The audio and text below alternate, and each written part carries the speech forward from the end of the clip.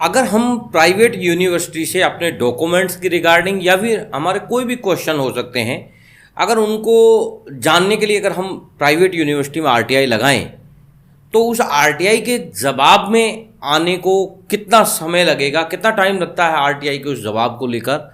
University कितने time में वो जवाब देती है, आज इसी टॉपिक पर चर्चा करेंगे इस वीडियो में। और ये मोस्ट इम्पोर्टेंट टॉपिक है उन स्टूडेंटों के द्वारा लगातार हमसे जो क्वेश्चन किए जा रहे हैं, हमसे जब वो रूबरू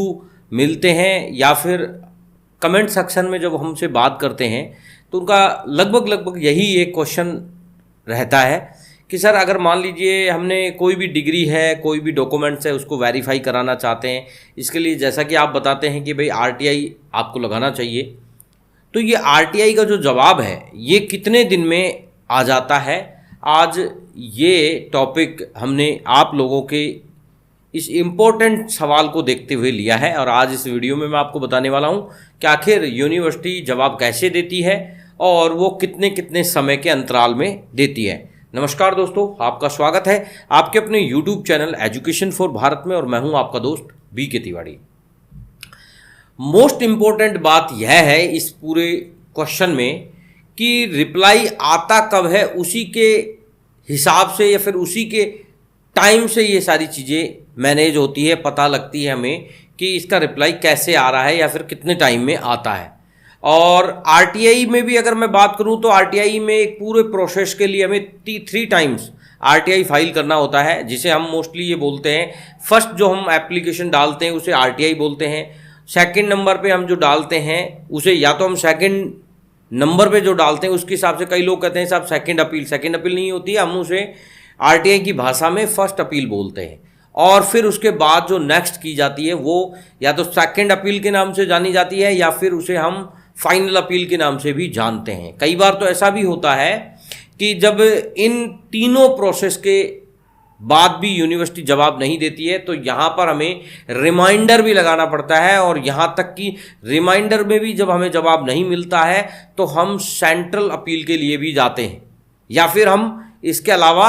हाई कोर्ट के माध्यम से रिट भी इस यहाँ पर लगा सकते हैं। सभी पे चर्चा करूँगा बारी बारी से और सारी चीज़ें आपको बताऊँगा कि आरटीआई के जवाब में आखिर यूनिवर्सिटी को कितना समय लगता है, कैसे यूनिवर्सिटी जवाब देती है।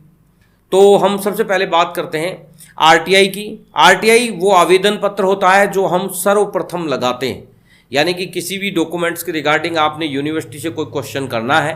तो आपके इसके लिए सबसे पहले एक एप्लीकेशन बनाओगे और उसे हम प्रथम सूचना अधिकार अधिनियम 2005 के अंतर्गत PIO, इसमें जिसके पास हम एप्लीकेशन दायर कर रहे हैं वो PIO होता है, प्रथम सूचना अधिकारी होता है। उस आरटीआई को लगाने के बाद जो टाइम होता है वो टाइम यूनिवर्सिटी के पास कितना रहता है, इस पर अगर चर्चा करें तो हम जिस दिन पोस्ट भेज देते हैं और पोस्ट जिस दिन रिसीव होती है यूनिवर्सिटी के पास, उस दिवस से लेकर 30 दिन का जो समय है या 30 दिवस का जो टाइम है यूनिवर्सिटी के पास रहता है। यानी कि कई लोग मुझे कई बार पर्सनली क्वेश्चन करते हैं वो लोग कि सर कितना टाइम लगेगा। तो देखिए, जिस दिन आरटीआई हमने फाइल किया, मान लीजिए कि आज हमने 1 तारीख को फाइल किया,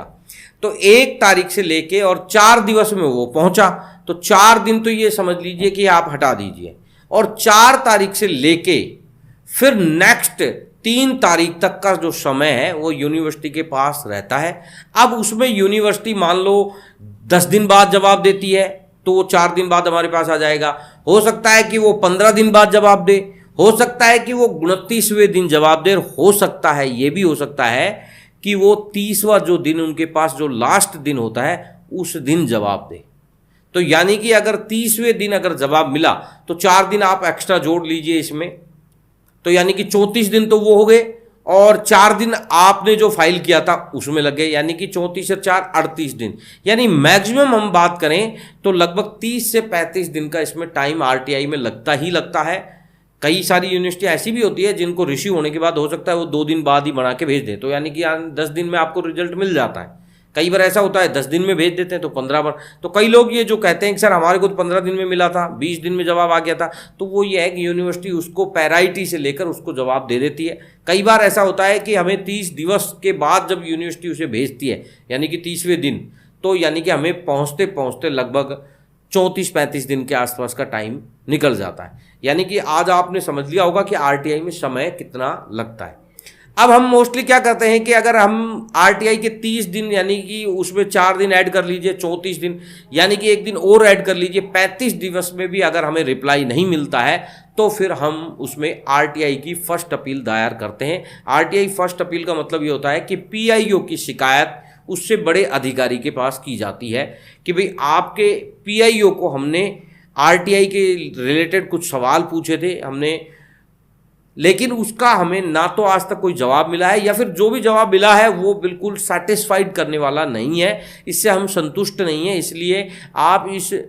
आरटीआई के एप्लीकेशन को रीड कीजिए और आप देखिए कि आपके पीआईओ ने इसका सही समय पर जवाब क्यों नहीं दिया।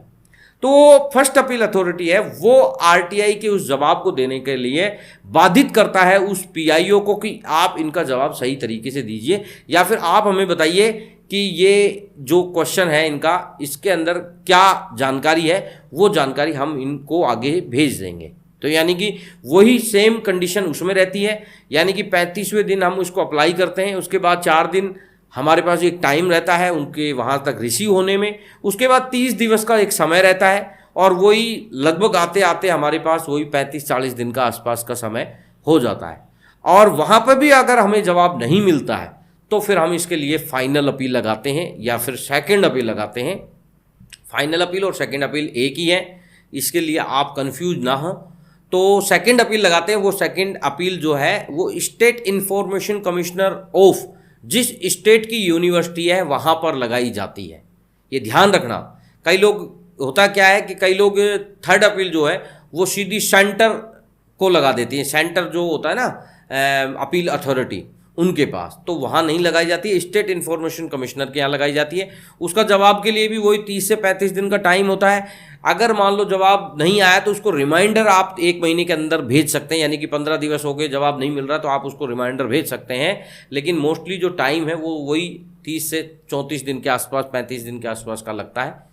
और कई कई ऐसे मामले भी होते हैं जहाँ पर इनके बावजूद भी जब हमें रिप्लाई नहीं मिलता है तो फिर हम इन सभी दस्तावेजों के साथ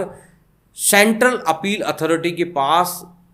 शिकायत करते हैं। मतलब एक आरटीआई का एक जो सेंट्रल अपील है वो लगाते हैं और बताते हैं कि ना तो हमें पीआईओ ने जवाब दिया, ना फर्स्ट अपील अथॉरिटी ने दिया, ना सेकंड अपील अथॉरिटी ने दिया, और इस वजह से हमने आपके यहाँ पर अपील दायर की है, तो आप इसका जवाब दिलाइए। या फिर इसका एक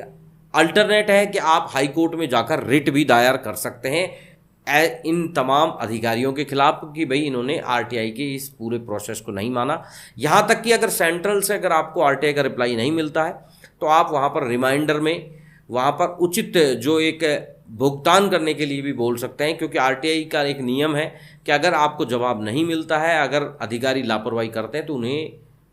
25,000 रुपये तक का जुर्माना हो सकता है। यानी कि उसके लिए आप आवेदन कर कर वो 25,000 रुपये की आप डिमांड कर सकते हैं, मांग कर सकते हैं। वहाँ पर अगर आपको सही रेस्पॉन्स नहीं मिलता है तो फिर आप सेंटर में जाके उसकी डिमांड कर सकते हैं। और यहाँ तक कि मैं बात करूँ ऐसे प्राइवेट संस्थान जो अभी रिसेंटली उदयपुर के एक प्राइवेट संस्थान के अगर मैं जिक्र करूँ, गीतांजलि मेडिकल कॉलेज है, उस संस्थान पर भी आरटीआई का जवाब न देने के बाबत 25,000 का जुर्माना लगाया गया था, जो state information commissioner of Rajasthan ने लगाया था, जिसका आप जजमेंट भी आप देख सकते हैं, या फिर स्टेट इन्फॉर्मेशन कमिश्नर के वहाँ पर आप एक आरटीआई लगाकर उसके जजमेंट की कॉपी आप मांग सकते हैं। दोस्तों शायद आज की ये जानकारी आपको पसंद आई होगी। अगर ये जानकारी पसंद आई है तो इस वीडियो को ज़्यादा से ज़्यादा लाइक शेयर करना है। चैनल को पहली बार देख रहे हैं तो चैनल को सब्सक्राइब भी करना है। धन्यवाद। मिलते हैं नेक्स्ट वीडियो में नए किसी टॉपिक के साथ। तब तक के लिए जय हिंद, जय भारत।